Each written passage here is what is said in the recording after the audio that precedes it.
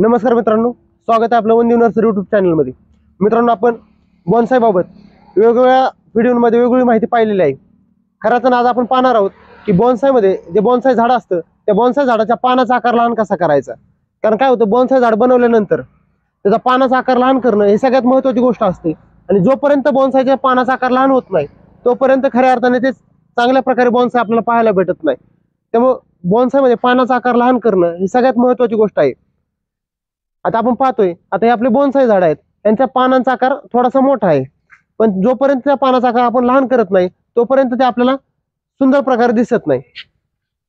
सगळ्यात महत्त्वाची गोष्ट असते, पण हे पानाचा आकार लहान करताना काही गोष्टी महत्त्वाच्या असतात, त्या व्यवस्थितरित्या करणं हे खूप सारं महत्त्वाचं असतं।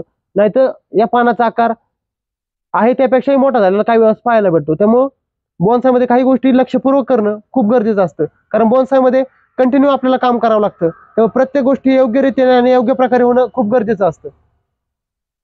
बॉन्साई झाडाचा पानाचा आकार लहान करण्यासाठी पानं काय करावं लागतात, धारदार कात्रीने प्रथमतः पानं कापावी लागतात।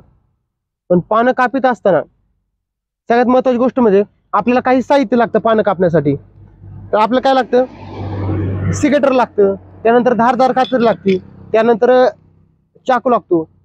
असं आपल्याला साहित्य या ठिकाणी असावं लागतं, कारण हे साहित्य असेल तरच आपण ते पुढचं काम आपण योग्यरित्या करू शकतो।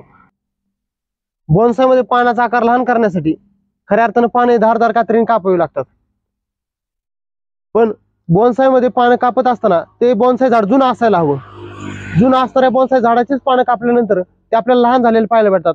झाड जर नवं असेल तर त्या झाडाची पानं लहान होत नाहीत, त्यामुळे बॉन्साई जुनं असायला हवं।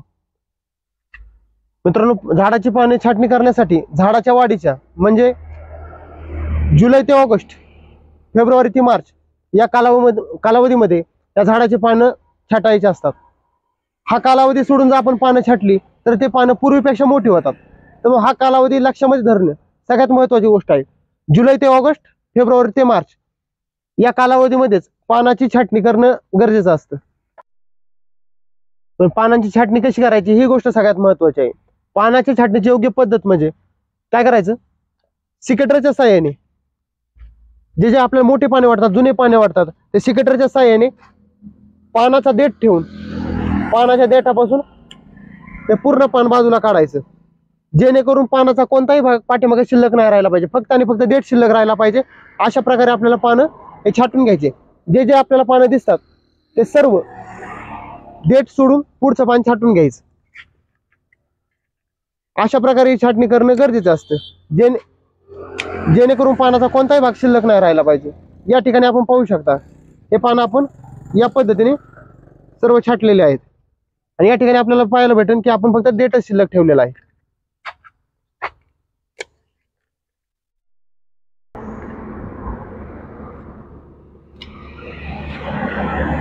मित्रांनो, आपण अशा प्रकारे पानांची छाटणी या ठिकाणी केलेली आहे।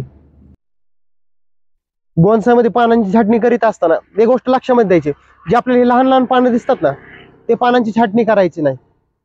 काय करायचे, जेवढे आपले मोठे पाने दिसतात ते आपण सर्व या ठिकाणी काढून घेतलेले आहेत। अशा प्रकारे जे लहान पान वाटतं ते अजिबात छाटायचं नाही, तसं ते झाडावरती राहून द्यायचं, फक्त मोठे मोठे पानं काढून घ्यायचे। पण हे करत असताना आपलं झाड जुनं असायला हवं, हा प्रयोग नवीन झाडामध्ये करायचा नाही।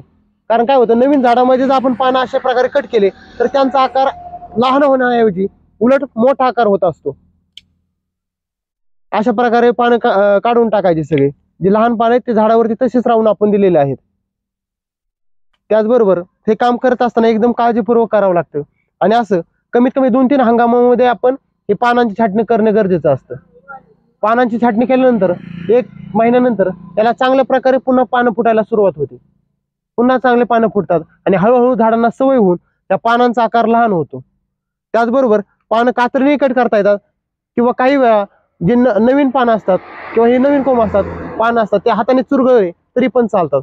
अशा हाताने चुरगळले तरी पण चालतात, म्हणजे आपण कोणत्याही प्रकारे हे काम करू शकतो। एक तर चुरगळू शकतो, नाहीतर कात्री साहाय्याने कट करू शकतो। पण कात्रीच्या साहाय्याने कट केल्यानंतर एकदम चांगल्या प्रकारे आपल्याला ते काम करता येतं। अशा प्रकारे आपण ते पानांची छाटणी करायची आहे। आता या ठिकाणी आपण जे लहान लहान पान आहेत ते ठेवून बाकी सगळे पान आपण काढून टाकले आहेत. हे बघ, या ठिकाणी फक्त देठच शिल्लक राहिला आहे. बाकी सर्व पाने आपण काढून टाकलेले आहेत. अशा प्रकारे आपण ही छाटणी केलेली आहे. पानांचा आकार लहान होण्यासाठी ही छाटणी फार महत्वाची असते. पण एक गोष्ट लक्षामध्ये ठेवायची की पानांची छाटणी करण्यासाठी किंवा पानाची छाटणी करत असताना झाडाला अगोदरही खते द्यायची नाहीत आणि पानाची छाटणी झाल्यानंतरही खते द्यायची नाहीत. हे झाड काय करायचं, सावलीमध्ये ठेवून द्यायचं आणि त्याला आवश्यकतेनुसार पाणी टाकत राहायचं. ही गोष्ट सगळ्यात महत्वाची असते. त्यानंतर काय होतं, जे पानं येतात, जी नवती निघते, ते एकदम लहान आकाराची पाने यायला सुरुवात होतात. पण कमीत कमी 3 ते 4 वेळा आपल्याला ही छाटणी करणं अपेक्षित असतं. 3 ते 4 वेळा ही छाटणी करणं अपेक्षित आहे. याच प्रकारे जसं आपण या ठिकाणी केलेलं पाहिलं आहे, पानांचा देठ ठेवून हे सगळे पानं आपण काढून टाकलेले आहेत.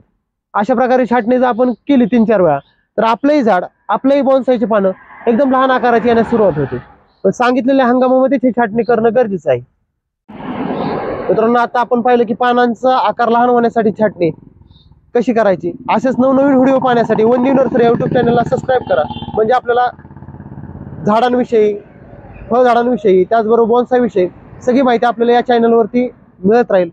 मित्रांनो, हे जे बॉन्साई झाड आहे, आता हे बॉन्साईचं झाड, आता ह्या पारंब्या ज्या आपल्याला फुटलेल्या दिसतात ह्या कशा प्रकारे फोडायच्या, तर येणाऱ्या व्हिडिओमध्ये आपण त्याची माहिती आपल्याला देणार आहोत. त्यामुळं या चॅनलला सबस्क्राईब करून ठेवा. धन्यवाद.